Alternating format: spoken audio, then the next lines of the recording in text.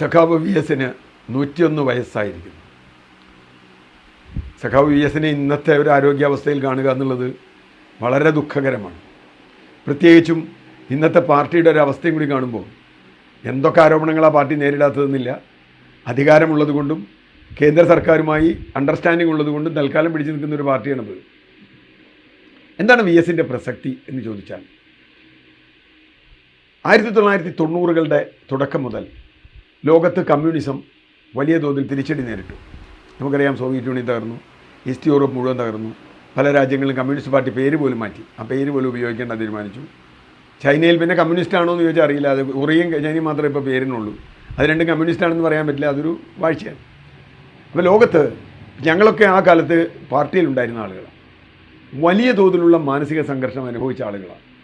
അതോടൊപ്പമാണ് അതിന് സമാന്തരമായി അല്ലെങ്കിൽ അതിൻ്റെ ഭാഗമായി തന്നെയാണ് ആഗോളവൽക്കരണ, ഉദാരവൽക്കരണ, സ്വകാര്യവൽക്കരണ നയങ്ങൾ നമ്മുടെ കേന്ദ്ര സർക്കാർ നടപ്പാക്കുന്നത്. കേരളത്തിലും അതിനെതിരായ സമരങ്ങളുണ്ടായി. 2001 മുതൽ 2006 വരെയുള്ള കാലമാണ് ഒരുപക്ഷെ ഏറ്റവും കേരളത്തിൽ പ്രക്ഷുബ്ധമായൊരു കാലം. ആ കാലത്ത്, അതിനു മുമ്പ് തന്നെ 96 മുതലുള്ള കാലത്ത് വി എസ് പ്രതിപക്ഷ നേതാവെന്ന നിലയിലും പാർട്ടി നേതാവെന്ന നിലയിലും ഇടപെട്ട വിഷയങ്ങൾ നമ്മൾ പരിശോധിച്ചാൽ ആഗോളവൽക്കരണ, ഉദാരവൽക്കരണ നയങ്ങൾക്കെതിരായി ഒരു ഇടതുപക്ഷം ചെയ്യേണ്ട കാര്യങ്ങളാണ് അദ്ദേഹം പറഞ്ഞത്. അത് ഓരോന്നായിട്ട് നമുക്കെടുക്കാം. അത് സ്ത്രീപീഡനങ്ങളുടെ വിഷയമായാലും ഭൂമി വിഷയമായാലും. ഇപ്പോൾ എല്ലാവരും പാർട്ടി തന്നെ കളിയാക്കിയ വെട്ടിനിരത്തലുണ്ടല്ലോ. 2018 പ്രളയത്തിൽ ആ വെട്ടിനിരത്തൽ എന്തിനായിരുന്നു എന്ന് നമുക്ക് മനസ്സിലായി. കാരണം എവിടെയൊക്കെ പാടം നികത്തിയോ അവിടെയൊക്കെ വെള്ളം കയറി, ഒരു സംശയവും വേണ്ട. അപ്പോൾ പാടം സംരക്ഷിക്കേണ്ടതിൻ്റെ ആവശ്യം എന്തായിരുന്നു എന്നുള്ളത് അദ്ദേഹത്തെ കളിയാക്കിയവർക്കൊക്കെ, കളിയാക്കി വീട് വെച്ചവർക്ക് വീട്ടിലൊക്കെ വെള്ളം കയറി. അപ്പോൾ അത് മുതൽക്ക് തുടങ്ങിയാൽ, അതുപോലെ വിദേശ കമ്പനികളുമായിട്ടുള്ള കരാർ. ഇപ്പോൾ ലാവ്ലിൻ ഒരു ഒറ്റപ്പെട്ട വിഷയമല്ല. ലാവ്ലിൻ്റെ കരാർ വളരെ നിയമവിരുദ്ധമായി ഉണ്ടായൊരു കരാറാണ്. അതെല്ലാവർക്കും അറിയാം. അപ്പോൾ അത് മുഖ്യമന്ത്രി പിണറായി വിജയൻ അതിൽ പ്രതിയാണോ അല്ലയോ എന്നുള്ള ചോദ്യമല്ല എൻ്റെ വിഷയം. വി എസ് ഉന്നയിച്ച പ്രധാന കാര്യം അതല്ല. പക്ഷേ പിണറായി വിജയൻ അതിന് വേണ്ടി നിന്നു എന്നതുകൊണ്ട് മറുവശത്തായി. പക്ഷേ തുടക്കം മുതൽ വി എസിൻ്റെ ഈ നീക്കങ്ങളെ അതിശക്തമായി പാർട്ടിയിലെ ഒരു വിഭാഗം എതിർത്തിരുന്നു.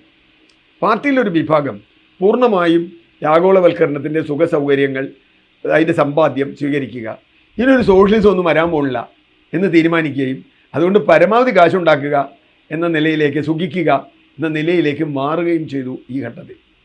അതിൻ്റെ ഫലമാണ് പാർട്ടിയിൽ ഈ വിഭാഗീയത ഉണ്ടായി. വിഭാഗീയത എന്ന് പറഞ്ഞാൽ രാഷ്ട്രീയ വിഭാഗീയതയാണ്. പക്ഷേ പിണറായി വിജയൻ, നമുക്ക് ശ്രദ്ധിക്കുക, 2006 മുതൽ 2011 വരെ വി എസ് കേരളത്തിൻ്റെ മുഖ്യമന്ത്രിയായിരുന്നു. ആ കാലത്ത് മുഴുവൻ നിയന്ത്രിച്ചിരുന്ന പാർട്ടിയാണ്.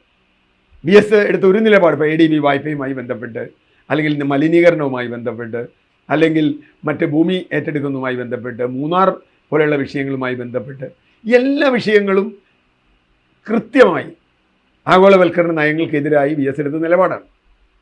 ആ നിലപാടിനെ എതിർത്തുകൊണ്ടും ഈ നയങ്ങളെ മുഴുവൻ സ്വാംശീകരിച്ചുകൊണ്ടും പാർട്ടിയുടെ ശക്തി കേന്ദ്രമായി പിണറായി വിജയൻ മാറുന്നതാണ് നമ്മൾ കണ്ടത്. ആ വൈരുദ്ധ്യം കേവലം പിണറായി വിജയനും നമ്മുടെ വി എസ് അച്യുതാനന്ദനും തമ്മിലുള്ള എന്തോ ഒരു ചെറിയ തർക്കമായി, പാർട്ടി തർക്കമായി, സംഘടനാ വിഷയമായി മാറ്റാനാണ് പിണറായി എപ്പോഴും ശ്രമിച്ചത്. അതിൽ അദ്ദേഹം വിജയിക്കുകയും ചെയ്തു. കാരണം അദ്ദേഹത്തിൻ്റെ കയ്യിൽ പണമുണ്ട്, ആളുണ്ട്, സംഘടനയുണ്ട്. എല്ലാവരെയും രാത്രിക്ക് രാത്രി മാറ്റാം. നമുക്കറിയാം, ഇടുക്കി ജില്ലാ കമ്മിറ്റി ഒരു രാത്രി കൊണ്ടാണ് MM മണി വി എസിൻ്റെ വിശ്വസ്തൻ, പിണറായിയുടെ വിശ്വസ്തനാവുന്നത്. അത് കാരണം മൂന്നാറിലെ കയ്യേറ്റം ഒഴിപ്പിക്കുന്ന വി എസിൻ്റെ നിലപാടാണ്. അവിടെയാണ് പ്രശ്നം. അപ്പോൾ ഇത് പതുക്കെ പതുക്കെ പാർട്ടിയെ മൊത്തമായി ഈ ക്യാപിറ്റലിസ്റ്റിക് എന്ന് പറയുന്ന ക്രോണി ക്യാപിറ്റലിസത്തിൻ്റെ വഴിയിലേക്ക് കൊണ്ടുവരുന്നതിൽ ഏറെ ദുഃഖിതനായിരുന്നു വി എസ് എന്ന കാര്യത്തിൽ ഒരു തർക്കവുമില്ല. അത് പാർട്ടി പൂർണ്ണമായി പാർട്ടിയുടെ നിയന്ത്രണം പിണറായിയുടെ കയ്യിൽ വരികയും അതുപോലെ കുറച്ച് കഴിഞ്ഞപ്പോൾ ഭരണം തന്നെ പിണറായിയുടെ കയ്യിൽ വരികയും ചെയ്തതോടുകൂടി അത് സമ്പൂർണ്ണമായി. അതിനിടയ്ക്ക് വി എസിനെ സംബന്ധിച്ചിടത്തോളം അദ്ദേഹത്തിൻ്റെ പ്രായവും ആരോഗ്യവും വലിയ വിഷയമായി. അദ്ദേഹത്തിന് മുമ്പോട്ട് പോകാൻ കഴിയുന്നില്ല. അത് ആ സംഘർഷം അല്ലെങ്കിൽ ആ രാഷ്ട്രീയ ചർച്ച, അപ്പോൾ MN വിജയനൊക്കെ ഒരുപാട് കാലം ഉയർത്തിയ വിഷയങ്ങളാണ് ഇതൊക്കെ. വിജയൻ മാഷ് മരിക്കുന്നത് വരെ വിജയൻ മാഷ് ഈ വിഷയം ഉയർത്തിയിട്ടുണ്ട്. ഈ വിഷയങ്ങൾ പാർട്ടിയുടെ ചർച്ചയല്ലാതായി വികസനം, മൂലധനം, ലാഭം, സമ്പാദ്യം, സുഖം, സൗകര്യം, ഇതൊക്കെയായി പാർട്ടിയുടെ പ്രധാനത്. പിന്നെ വേണമെങ്കിൽ പാവങ്ങൾക്ക് എന്തെങ്കിലും ഇട്ടുകൊടുക്കും. അത് കമ്മ്യൂണിസ്റ്റ് പാർട്ടിയുടെ നിലപാടല്ല. ജനങ്ങൾ സമരം ചെയ്ത് അവരുടെ അവകാശങ്ങൾ നേടുക എന്നുള്ളതാണ് കമ്മ്യൂണിസ്റ്റ് പാർട്ടി. അല്ലാണ്ട് സർക്കാരിൻ്റെ ഔദാര്യത്തിൽ ഇപ്പോൾ മോഡി കൊടുക്കുന്ന പോലെ കർഷകന് 6000 രൂപ ഇട്ട് കൊടുക്കും, അല്ലെങ്കിൽ മറ്റൊരു 2000 രൂപ ഇട്ട് കൊടുക്കും. അതൊന്നുമല്ല കമ്മ്യൂണിസ്റ്റ് പാർട്ടിയുടെ. അവരുടെ അവകാശങ്ങളെ പറ്റിയുള്ള ബോധം അവർക്കില്ലാതായി, അതിനെപ്പറ്റി ഒഴിവാക്കി. അപ്പോൾ പ്രശ്നം എന്താണെന്ന് വെച്ചാൽ, അല്ലെങ്കിൽ 2 കിറ്റ് കൊടുക്കുക എന്നൊന്നും പറഞ്ഞൊന്നുമല്ല കമ്മ്യൂണിസ്റ്റ് പാർട്ടിയുടെ നയം. പക്ഷേ അവരുടെ അവകാശങ്ങൾ, അവരുടെ റൈറ്റാണത്. ഇപ്പോൾ കിറ്റ് നമ്മൾ കണ്ടല്ലോ, 2021 തെരഞ്ഞെടുപ്പിൽ കിറ്റ് കൊണ്ടാണ് ജയിച്ചതെന്ന് പറഞ്ഞു. തെരഞ്ഞെടുപ്പ് കഴിഞ്ഞിട്ട് പിന്നെ ഒരു കിറ്റ് കൊടുത്തിട്ടില്ല.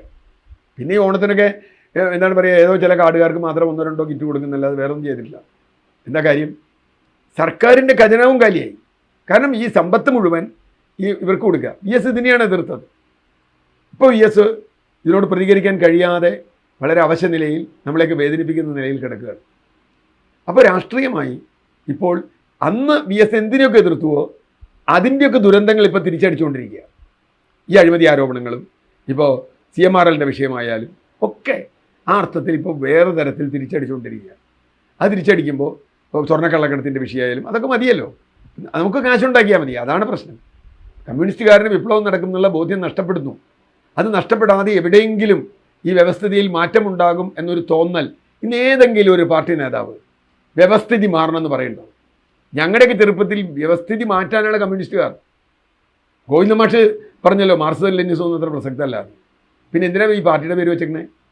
അവർ വേറെ എന്തെങ്കിലും യൂറോപ്പിലൊക്കെ ചെയ്ത പോലെ വേറെ എന്തെങ്കിലും സോഷ്യലിസ്റ്റ് പാർട്ടിയെന്നോ സോഷ്യൽ ഡെമോക്രാറ്റ് പോലും അല്ല, അവർ ഏകാധിപത്യമുള്ളൊരു പാർട്ടിയാണ്. അപ്പോൾ പ്രശ്നം VS എന്ന് പറയുന്നത് ഒരു 10-15 കൊല്ലക്കാലം കേരള രാഷ്ട്രീയത്തിൽ, ഏതാണ്ട് 20 കൊല്ലത്തെ കാലം കേരള രാഷ്ട്രീയത്തിൽ ഇടതുപക്ഷത്തിൻ്റെ വലതുവൽക്കരണത്തിനെതിരായി നിന്ന ഒരാളാണ്.